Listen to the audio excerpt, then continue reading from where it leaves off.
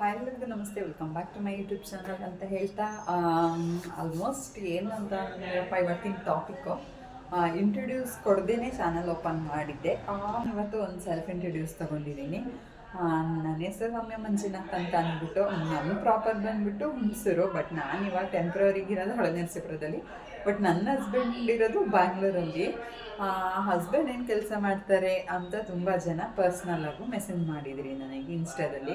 ನನ್ನ ಹಸ್ಬೆಂಡ್ ಬಂದು ಡ್ರೈವಿಂಗ್ ಕೆಲಸ ಮಾಡ್ತಾರೆ. ಅವರು ಏನು ಹೇಳೋದಂತ ಗೊತ್ತಾಗ್ತೀರಾ ಆಯಿತಾ. ನೆಕ್ಸ್ಟ್ ಅವ್ರು ಫ್ರೀ ಆದ ತಕ್ಷಣ ನಾವು ಅಗ್ರಿಕಲ್ಚರ್ಗೆ ಟರ್ನ್ ಓವರ್ ಆಗ್ತೀವಿ. ಅಲ್ಲಿಂದ ನಮ್ಮ ರಿಯಲ್ ಜರ್ನಿ ಸ್ಟಾರ್ಟ್ ಆಗುತ್ತೆ ಅಂತಲೇ ಹೇಳ್ಬೋದು. ಇಷ್ಟು ವರ್ಷ ಮದುವೆ ಆಗಿ ಆಲ್ಮೋಸ್ಟ್ ನಿಯರ್ 5 ಇಯರ್ಸ್ ಇವಾಗ ರನ್ನಿಂಗ್ ಆಗ್ತಾ ಇದೆ. ಇಷ್ಟು ವರ್ಷದಿಂದ ಒಂದೇ ಒಂದು ಸರಿನೂ ಮದುವೆ ಆದಾಗಿಂದ ಇದುವರೆಗೂ ಅಗ್ರಿಕಲ್ಚರ್ ಬಗ್ಗೆ ಎಲ್ಲ ಇದ್ರೂ ಕೂಡ ಏನು ತಲೆ ಕೆಡಿಸ್ಕೊಳಕ್ಕೆ ಹೋಗಿರಲಿಲ್ಲ. ಬಟ್ ಇವಾಗ ಎಷ್ಟು ದಿನ ಹೊರಗಡೆ ಇದ್ರೂ ಟೆಂಪ್ರವರಿ ಅಷ್ಟೇ ಅಂತ ಹೇಳಿ ನಮ್ಮ ಮನೆಯಲ್ಲಿ ನಾವಿರೋದಕ್ಕೂ ಮನೆ ಬಿಟ್ಟು ಹೊರಗಡೆ ಇರೋದಕ್ಕೂ ಲಾಟ್ ಆಫ್ ಡಿಫ್ರೆನ್ಸ್ ಅಂತ ಹೇಳ್ತಾ, ಸೊ ನೆಕ್ಸ್ಟ್ ಇನ್ನೊಂದು 3-4 ಮಂತ್ಸಲ್ಲಿ ನಾನು ಅಷ್ಟೇ ಊರಿಗೆ ಶಿಫ್ಟ್ ಆಗ್ತಾ ಇದ್ದೀನಿ. ನಾನು ಶಿಫ್ಟ್ ಆದಮೇಲೆ ಅವ್ರು ಬರ್ತಾರೋ ಬರಲ್ವೋ, ಮಂಜು ಅಂತೂ ಸದ್ಯಕ್ಕೆ ಊರ ಕಡೆ ಬರೋಕ್ಕಾಗಲ್ಲ. ಸೊ ನೋಡೋಣ ಏನೇನು ಮಾಡ್ಬೋದು ಅನ್ನೋದು ಅಗ್ರಿಕಲ್ಚರಲ್ಲಿ ಪ್ಲ್ಯಾನ್ ಮಾಡ್ಕೊಂಡು ಹೋಗ್ತಾ ಇದ್ದೀವಿ. ನನಗೆ ನನ್ನ ಐಡಿಯಾ ಇರೋದು ಡೈರಿ ಫಾರ್ಮ್ ಮಾಡಬೇಕು ಅಂತ ಅಂದ್ಬಿಟ್ಟು. ಬಟ್ ಸಡನ್ನಾಗಿ ಕೈ ಹಾಕಿದ್ರೆ ಅದನ್ನೆಲ್ಲ ಹಸುಗಳನ್ನೆಲ್ಲ ಸಾಕೋದು ನೋಡ್ಕೊಳ್ಳೋದು ಅದೆಲ್ಲ ಸ್ವಲ್ಪ ಪ್ರೊಸೆಸಿಂಗ್ ಇದೆ. ಅದೆಲ್ಲ ತಿಳ್ಕೊಬೇಕು ಅಂತಂದರೆ ಯಾರು ಅಷ್ಟೊಂದು ಎಕ್ಸ್ಪೀರಿಯನ್ಸ್ಡ್ ಅಂತ ಯಾರೂ ಇಲ್ಲ. ಮಂಜು ನನಗೆ ಸಿಕ್ಕಿರೋದು ತುಂಬ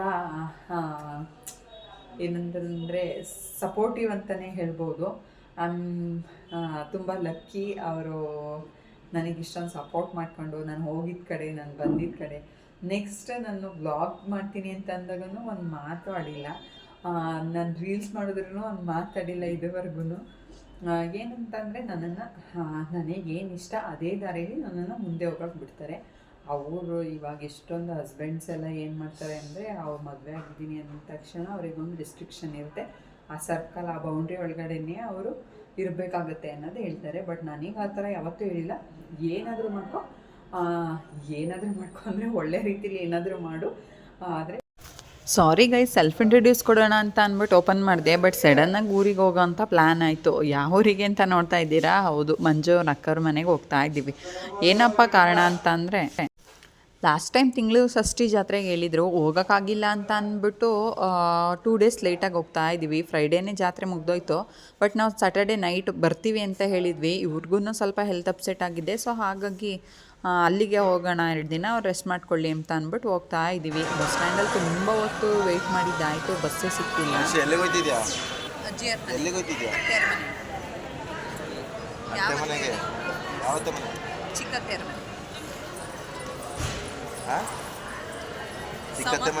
ನನ್ನ ಬ್ಲಾಗಲ್ಲಿ ನಿನ್ನ ಟೊಪ್ಪಿ ನೋಡಿದ್ರೆ ಗಾಬರಿ ಆಗೋಗ್ತೀಯಾ? ಎಮರ್ಜೆನ್ಸಿಗೆ ಟೊಪ್ಪಿ ಸಿಗ್ತಿರೋ ಕಾರಣ ನಿನ್ನ ಟೊಪ್ಪಿನೇ ಹಾಕೊಂಡ್ಬಂದಿದ್ದೀವಿ. ಸೊ ಗೈಸ್, ಫೈನಲಿ ವೆಯ್ಟ್ ಮಾಡಿ ಸಾಕಾಗಿ 8:15ಗೆ ಬಸ್ ಬಂತು. ತುಂಬ ಕ್ರೌಡ್ ಇತ್ತು ಬಸ್ಸಲ್ಲಂತೂ. ಮಂಜು ಇನ್ನೊಂದು ಕಾಮಿಡಿ ಏನು ಮಾಡಿದ್ದಾರೆ ಅಂತ ಅಂದರೆ, ನಾನು ಸೀಟ್ ಹಾಕಿದ್ಮೇಲೆ ಹೋಗ್ಬಿಟ್ಟು ಅವ್ರಿಗೆ ನನ್ನ ಬ್ಯಾಗ್ ಅಂತ ಗೊತ್ತಿಲ್ಲ, ಬ್ಯಾಗ್ ತೆಗೆದು ಕೆಳಗಡೆ ಎಸ್ದುಬಿಟ್ಟಿದ್ದಾರೆ. ಪಕ್ಕದಲ್ಲಿ ಕೂತಿರೋ ಆಂಟಿಗೂ ಮಂಜುಗೂ ಜಗಳ ಆಗಿಬಿಟ್ಟಿದೆ. ಯಾಕಪ್ಪ ಅಂತಂದರೆ, ಮಂಜು ಪಾಪು ಇದೆ ಅನ್ನೋ ಉದ್ದೇಶದಿಂದ ಅವ್ರ ಬ್ಯಾಗ್ನ ತೆಗ್ದಾಕಿದ್ದಾರೆ. ನನಗಂತೂ ನಕ್ಕು ಸಾಕಾಗೋಯ್ತು. ರಾಮನಾಥ್ಪುರಕ್ಕೆ ಬಂದ್ವಿ. ರಾಮನಾಥ್ಪುರ ಫುಲ್ ಈ ಥರ ಡೆಕೋರೇಟ್ ಮಾಡಿಬಿಟ್ಟಿದ್ದಾರೆ. ಹನುಮ ಜಯಂತಿನೂ ಆಗಿದೆ ಅನಿಸುತ್ತೆ, ಐ ಥಿಂಕ್ ಸೊ. ಮತ್ತು ಇದನ್ನು ಕೂಡ ಜಾತ್ರೆನೂ ನಡೀತಾ ಇದೆಯಲ್ಲ, ಸೊ ಹಾಗಾಗಿ ಫುಲ್ ಡೆಕೋರೇಷನ್ ಆಗಿತ್ತು. ಕರ್ಕೊಂಡು ಹೋಗೋಕ್ಕೆ ಅಂತ ನಮ್ಮ ಅಂಕಲ್ ಬಂದಿದ್ದರು ನಮ್ಮನ್ನು. ಮಂದಿಗೆ ಸ್ವಲ್ಪ ಹುಷಾರಿಲ್ದಿರೋ ಕಾರಣ ಅವ್ರ ಕೆಲಸಕ್ಕೆ ಹೋಗೇ ಇಲ್ಲ. ಸೊ ಗಾಡಿನ ಕೊಟ್ಬಿಟ್ಟು ಇಲ್ಲೇ ಉಳ್ಕೊಂಬಿಟ್ಟಿದ್ದಾರೆ. ಸೊ ಮೆಡಿಕಲ್ ಶಾಪಲ್ಲಿ ಹಾಗೇ ಟ್ಯಾಬ್ಲೆಟ್ಸ್ ತೊಗೊಂಡು ಸೀದಾ ಮನೆ ಕಡೆ ಹೊರಟ್ವಿ ನಾವಂತೂ.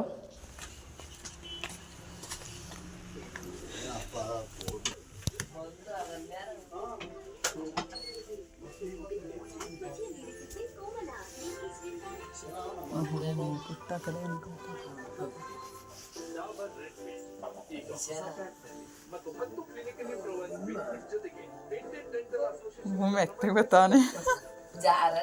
ಬಾರವಾ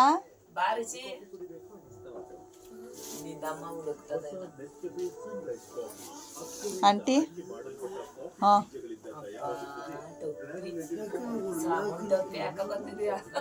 ಬನ್ನಿ.